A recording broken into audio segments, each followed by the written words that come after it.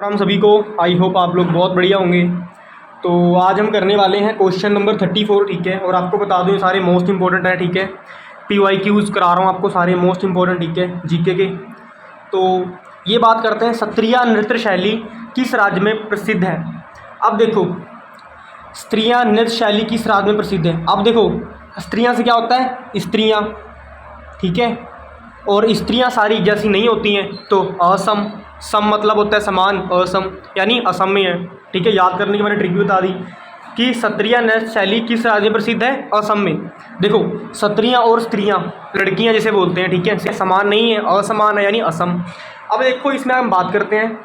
देखो, मैं आपको फ़नी वे से इसलिए पढ़ाता हूँ ताकि आपके दिमाग में जल्दी जल्दी बैठ जाए, ठीक है। अब देखो, 2000 में ये ऐड हुआ था, अपने 8 शास्त्रीय नृत्य थे, उनमें ये सन 2000 में ऐड हुआ था, ठीक है। और इसके संस्थापक कौन थे, शंकर दुबे इसके संस्थापक थे, ठीक है। इतना क्लियर हो गया। ये CHSL में आया हुआ है, CHSL और MTS में, पहले क्लियर कर देता हूँ मैं, ठीक है। और आपको बता दूँ, जितने मैं आपको करा रहा हूँ क्वेश्चंस, जितने भी करा रहा हूँ आपको, सारे मोस्ट इंपॉर्टेंट हैं, ठीक है। हल्के में तो लेने की कोशिश करना ही मत। अगर हल्के में लिया तो फिर तो तुम्हारे तोते उड़ जाएंगे, समझ रहे हो, पतन निश्चित है फिर। इसलिए कह रहा हूँ, पढ़ाई पर ध्यान दो, ठीक है। फालतू चीज़ों को छोड़ दो। अब फोकस होने का टाइम आ गया है। माँ बाप से बहुत डांट खा ली, अब माँ बाप से प्यार खाओ, प्यार। अब देखो, सैटेलाइट अपने आप में संचार का एक तरीका है और यह संचार के अन्य साधनों का उपयोग को भी नियंत्रित करता है। अब इसमें था, यहाँ पर डैश था, यहाँ पर ब्लैंक था, और मैंने यहाँ पर सैटेलाइट पहले से भर दिया। डिस्कस करते हैं पहली चीज़। अब देखो, सीधी सी बात है, कुछ आपको ऐसी चीज़ बताऊँगा जो शायद आपको पहले पता ही होगी। सैटेलाइट कुछ ऐसा होता है। अब देखो, सैटेलाइट क्या करता है, ये अपनी धरती है, ठीक है। अब देखो, धरती के ऊपर ना एक ओजोन लेयर है। कौन सी लेयर है, ओजोन लेयर। देखो, जो आपको पढ़ा रहा हूँ ना, बहुत इंपॉर्टेंट कॉन्सेप्ट बता रहा हूँ, समझ लेना। ओजोन की स्पेलिंग ऐसे है, OZONE, ओजोन। क्या है ना, बीच में जब मैं जल्दी जल्दी लिखता हूँ तो मेरी राइटिंग डॉक्टर वाली बन जाती है। देखो, ये यहाँ से अपनी क्या भेजती है, रेडिएशन भेजती है, ठीक है, अपनी किरणें भेजती है। और आप पहले देखते होते ना कि लोग घर पे ऐसे छतरी लगी होती थी, ऐसे माइक लगा के, ठीक है, वीडियोकॉन, D2H, एयरटेल, ऐसी।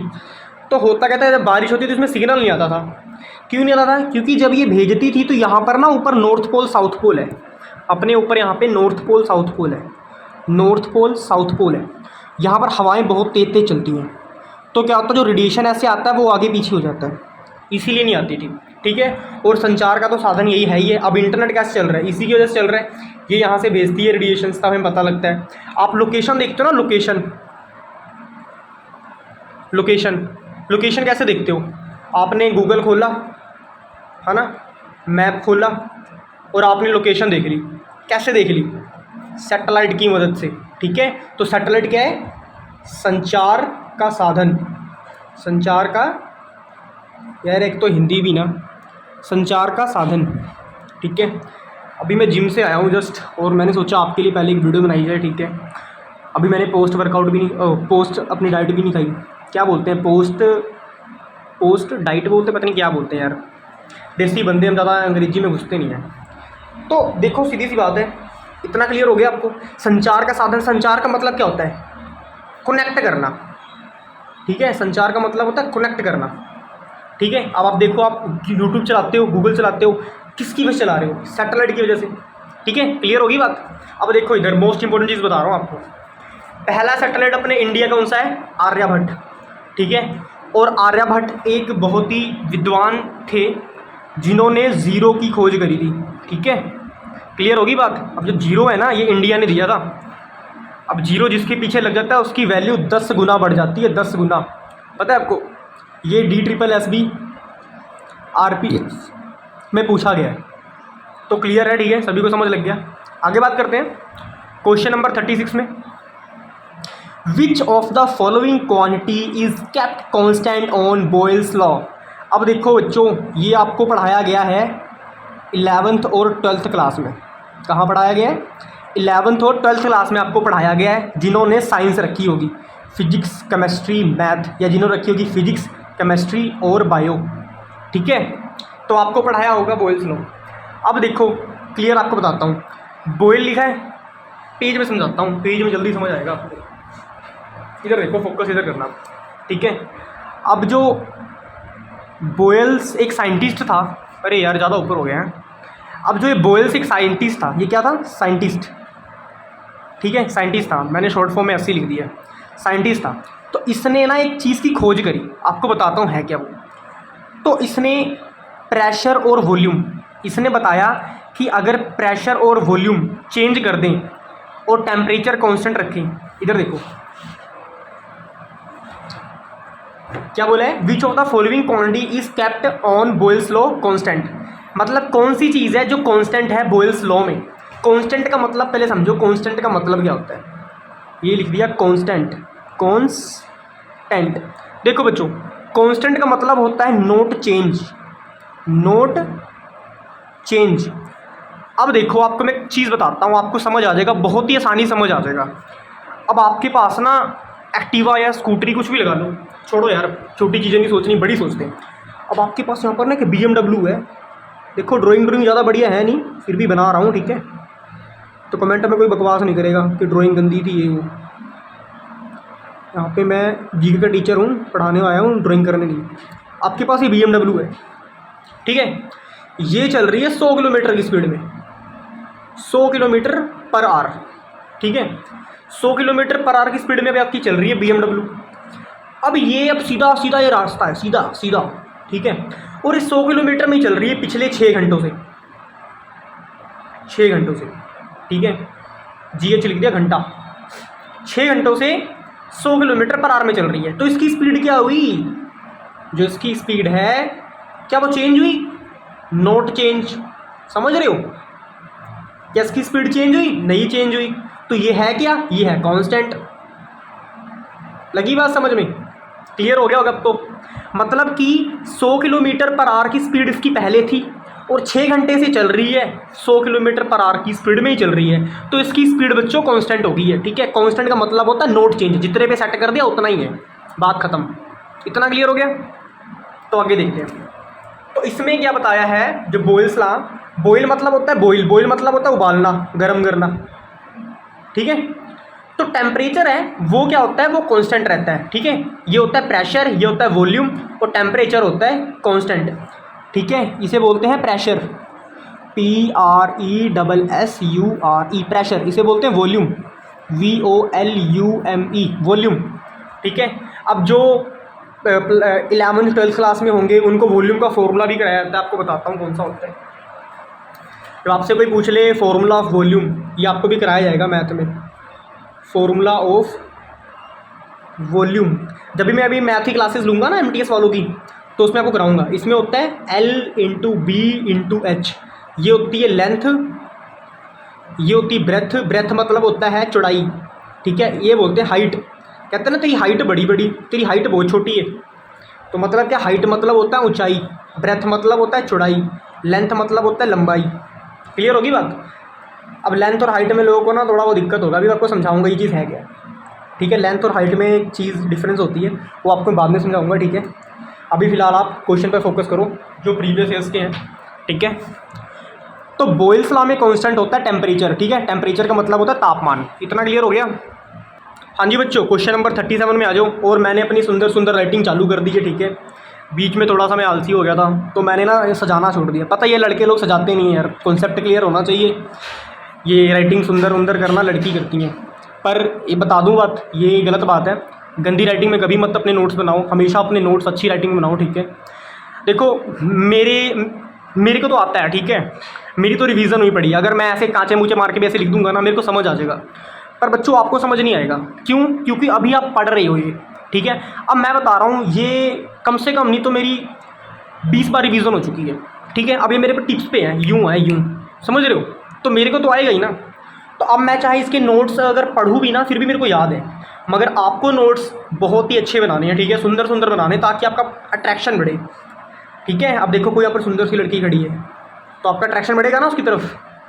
तो सेम चीज़ है, जब आपके नोट्स अच्छे होंगे ना, आपका पढ़ने का मन करेगा। अब कांचा मूचा मार दिया, ऐसे ऐसे चीटों की टांगे लिख दी, पढ़ने में थोड़ी मज़ा आएगा, डॉक्टर थोड़ी हो तुम। अब देखो इधर क्वेश्चन नंबर 37 बहुत ही बड़ा क्वेश्चन था, इसे मैंने छोटा कर दिया। कोडरमा गया हजारीबाग। अब ये एक ना लोकेशन थी, ठीक है, कोडरमा गया हजारीबाग। ये मतलब ना कोई कोडरमा बंदा है वो हजारीबाग गया, उसको वहाँ से अभ्रक मिल गया, ऐसा नहीं है। अब देखो कोडरमा गया हज़ारीबाग, जब आपको हज़ारीबाग लिख के आ जाएगा आपने अभ्रक पर टिक करना है। याद करने की ट्रिक आपको समझा रहा हूँ, वो याद करने की ट्रिक है।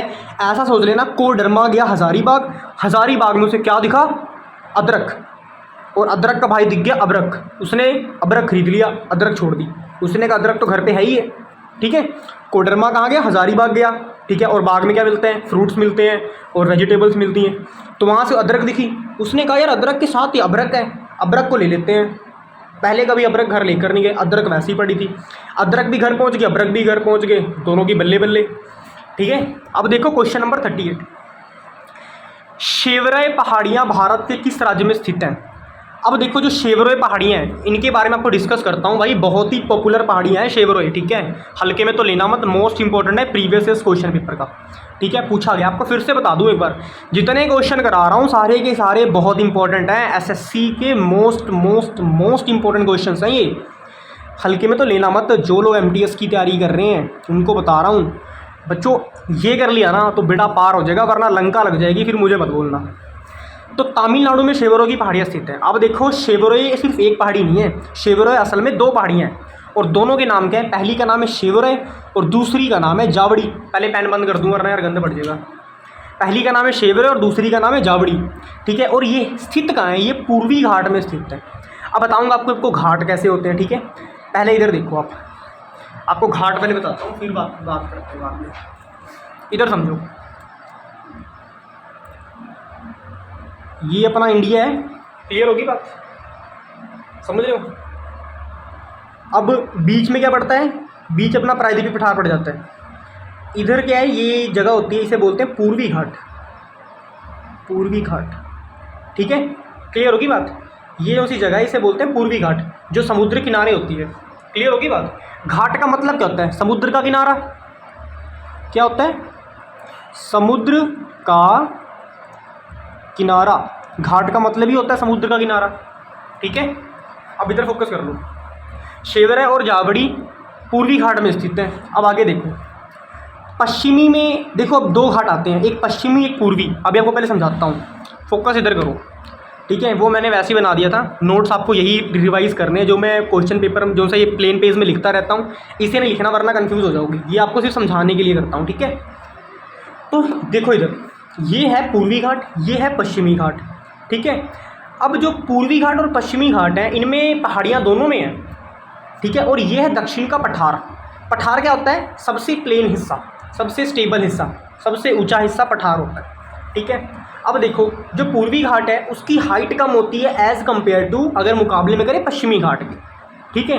अब वापस आ जाओ ऊपर, इधर आ जाओ, शेवरोय और जावड़ी पूर्वी घाट में स्थित है। पूर्वी घाट मतलब यहाँ पे स्थित है, यहाँ पे इस साइड स्थित है, ठीक है। अब इधर देखो, पश्चिमी घाट की सबसे बड़ी चोटी कौन सी है, पश्चिमी घाट की सबसे बड़ी चोटी है अनाईमुड़ी। ये हाईएस्ट पीक है, इसकी पीक मतलब होता है चोटी, ठीक है। पीक मतलब होता है बच्चों चोटी, इसकी सबसे ऊंची चोटी है हाईएस्ट पीक। और पूर्वी घाट की सबसे ऊंची चोटी, सबसे ऊंची पहाड़ी कौन सी है, महेंद्रगिरी पर्वत, ठीक है। ये अनाईमुड़ी पर्वत है, ये महेंद्रगिरी पर्वत है, ठीक है। इनकी हाईएस्ट पीक है। एक बार चोटी लिख दे, इधर भी चोटी लिख लियो यार, बार बार मेरे को लिखना नहीं आता, ठीक है। अब देखो इधर, ये इंडिया का मैंने नीचे वाला हिस्सा बनाया, ठीक है। ट्राइंगल मत समझ लेना, बरमूडा ट्राइंगल नहीं है, ठीक है। आप ये समझिए इंडिया का नीचे वाला हिस्सा मैंने बनाया है। अब ये दक्षिणी पठार है, ठीक है।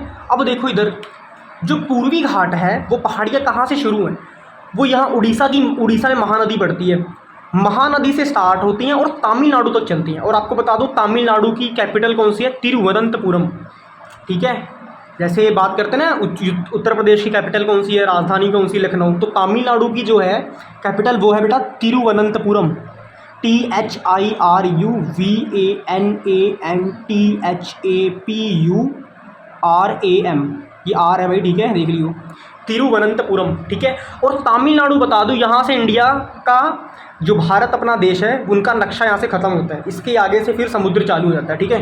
यहाँ पानी पानी है, पानी पानी पानी पानी, फिर यहाँ श्रीलंका है, ठीक है। इतना क्लियर हो गया। अब देखो पूर्वी घाट में कौन सी वो पर्वत है, महेंद्रगिरी पर्वत सबसे बड़ा पर्वत, और पश्चिमी घाट में अनाईमुड़ी पर्वत, ठीक है। अब देखो इधर जो पूर्वी घाट है उसकी ऊंचाई कम है एज़ कम्पेयर टू द पश्चिमी घाट। पश्चिमी घाट की जो सी ऊंचाई है वो ज़्यादा है, ठीक है। अब जो पश्चिमी घाट की एवरेज हाइट है पहाड़ियों की वो 900 से 1600 मीटर है, पर यहाँ पर एवरेज हाइट 600 मीटर ही रह गई है। कहाँ 900 और कहाँ 600, बहुत फ़र्क पड़ गया, ठीक है। सीधा 300 मीटर का फ़र्क पड़ गया। अब देखो जो पूर्वी घाट में शिवराय और जावड़ी पहाड़ियाँ दोनों पूछी गई हैं, ठीक है, पिछले PYQs में। मोस्ट इंपॉर्टेंट है ये, जो आपको पढ़ा रहा हूँ ये पॉइंट मोस्ट इंपॉर्टेंट है, अच्छे से कर लियो। शिवराय और जावड़ी पहाड़ियाँ, ठीक है, ये पूर्वी घाट में है। उसके बाद ये तमिलनाडु तक है, ठीक है, और तमिलनाडु की कैपिटल क्या है, तिरुवनंतपुरम। अब इधर देखो इसकी एवरेज हाइट 900 से 1600 मीटर है। और नीलगिरी की पहाड़ी यहाँ पर मिलती है, नीलगिरी की पहाड़ी, ठीक है। नीलगिरी पर्वत काफ़ी फेमस पर्वत है, तो वो है बच्चों, ठीक है। आई होप आपने सारा देख लिया होगा। अब मिलते हैं नेक्स्ट वीडियो में, ठीक है, क्योंकि ज़्यादा लंबी वीडियो बनाना चाहता नहीं हूँ, ठीक है। तो इसके पार्ट्स में डालता रहूँगा ताकि आप लोग भी बोर ना हो, ठीक है। तो मिलते हैं नेक्स्ट वीडियो में, तब तक मैं प्लेलिस्ट मेरी आप चेक कर लेना, ठीक है। मैंने पूरी प्लेलिस्ट बनाई हुई है, अपनी जो प्लेलिस्ट है, ठीक है, बनाई हुई है, और चेक करो, अच्छे से पढ़ो, ठीक है। All the very best for upcoming exams. Till then good bye everybody, take care, जय श्री राम, राधे राधे।